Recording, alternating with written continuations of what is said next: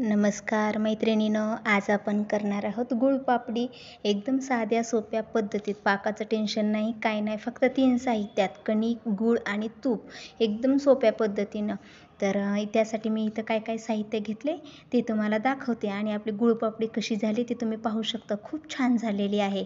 तर सर्व साहित्यानं एकाच प्रमाण घ्यायचं. आता ही वाटी आहे ना तुपाची, याच वाटीनं मी 2 वाट्या कणिक, 1 वाटी तूप आणि 1 वाटी गूळ घेतलेला आहे. परफेक्ट प्रमाण आहे.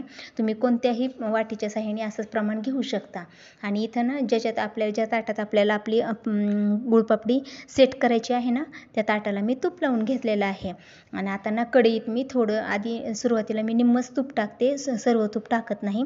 तर सुरुवातीला निम्म तूप टाकते आणि जी आपली कणिक आहे ना, चाळून घेतलेली 2 वाट्या कणिक, ती कणिक आपल्या त्यानं कढईत टाकून बारीक गॅसवर हलवायची. अजिबात गॅस मोठा करायचा नाही. बारीक गॅसवरच आपली कणिक भाजून घ्यायची.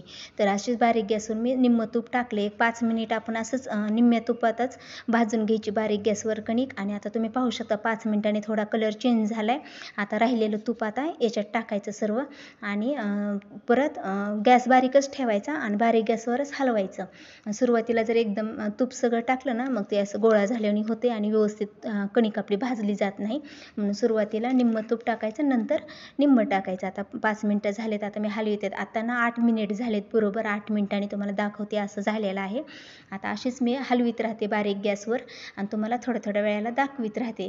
तर तुम्ही पाहू शकता आता ना आपलं चांगलं भाजत आलं आहे. कलर पण छान आला आहे. आता ना बरोबर 15 मिनिट झाले. तर सुरुवातीपासून बारीक गॅसवर आपल्या कणिकेला आपण भाजतोय त्याला.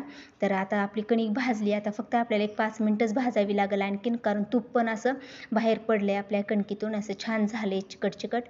तर तुम्ही पाहू शकता बरोबर 20 मिनिट झालेत. आता सुरुवातीपासून छान भाजली आपली कणिक. आता ना मी गॅस बंद करते आणि गॅस बंद केल्यावर आता तुम्हाला जर अशी एकदम कडक गुळपापडी हवी असेल तर तुम्ही याच टायमिंगला याच्यात गूळ टाकू शकता. पण मला एकदम मऊ हवी अशी गुळपापडी, म्हणून मी ना 1 मिनिटभर गॅस बंद केल्यावर हलवलं का तर कढई आपली गरम आहे, पातळ आहे कढई, खाली त्याला चिटकल आणि कलर जास्त लाल येईल आपल्या कणकेला, म्हणून मी त्याला हलविते. आणि वाटलंच तर तुम्ही आता ह्या स्टेजलाच गूळ टाकू शकता. पण मी एक मिनिटच फक्त खाली कढई उतरली आणि आता किसल्याला गूळ टाकायचा. असे खडे टाकायचे नाहीत, म्हणजे ते चांगले मिक्स होत नाहीत. आणि किसल्याला गूळ टाकायचा म्हणजे तो लगेच मिक्स होतो. कोमट असते ना आपली कणिक, मग त्या कोमट कणकीतच गूळ आपला चांगला मिक्स होतो त्या कणकेला. आता हे चांगलं मिक्स करून घ्यायचं आणि ज्या ताटाला आपण तूप लावून ठेवले ना, त्या तुपाच्या ताटात टाकायचं. तर मला एकदम मऊ पाहिजे म्हणून मी ह्याला थोडं थंड होऊन दिलं. नाही तर तुम्ही गॅस चालू असतानाच वाटलंच तर गरम एकदम कणिक असताना त्याच्यातच गूळ टाकू शकता, म्हणजे ते असं चिकट होईल. पण ती गुळपापडी ना नंतर थंड झाल्यावर एकदम कडक होती खायला. म्हणून मी मऊ हवी म्हणून मी असं केलं, त्याला खाली उतरल्यासच गूळ टाकला त्याच्यात. तर मी आता ना ते आपलं मिश्रण आहे ना कोमट आहे आणखीन, तोपर्यंतच आपल्या ताटात टाकायचं आणि त्याला चांगलं सेट करून घ्यायचं. असं तुम्ही वाटलंच डिशच्या किंवा वाटीच्या साहाय्याने त्याला असं दाबून असं हे करून घेऊ शकता, दाबून घेऊ शकता, म्हणजे त्याला चांगल्या आपल्याला वड्या पाडता याव्या त्याच्या.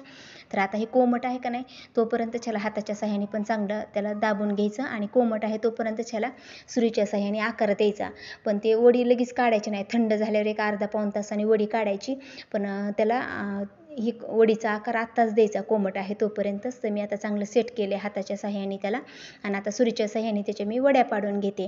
तर आता अशा वड्या काढून घेते आणि ह्याला थंड करायला 1 पाऊण तास असंच ठेवून देते आणि 1 पाऊण तासाने नंतर तुम्हाला दाखवते. कारण गरम हे वडी सेट होत नाही, ती निघत नाही, लगेच भुगा होतो त्याचा. असं आपण हातात घेतले की ती भुगा झाल्याने होईल त्याचा. म्हणून मी ह्याला थंड होऊन देते असंच आणि थंड झाल्यानंतर तुम्हाला 1 पाऊण तासाने दाखवते.